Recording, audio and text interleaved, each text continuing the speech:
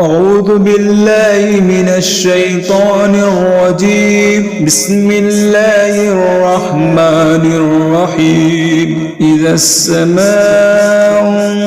انشقت وأذنت لربها وحقت وإذا الأرض مدت وألقت ما فيها وتخلت وأذنت لربها وحقت يا أيها الإنسان إنك كادح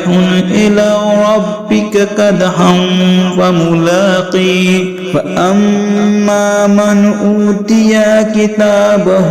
بيمينه فسوف يحاسب حسابا يسيرا وينقلب إلى أهله مسرورا وأما من أوتي كتابه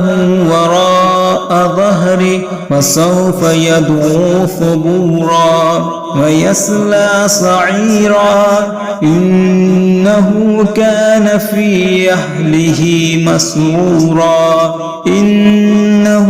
ظن أن لن يحور بلى إن ربه كان به بصيرا فلا أقسم بالشفق والليل وما وسق والقمر إذا اتسق لتركبن طبقا عن طبق فما لهم لا يؤمنون وإذا قرئ عليهم القرآن لا يسجدون بل الذين كفروا يكذبون والله أعلم بما يوعون فبشرهم بعذاب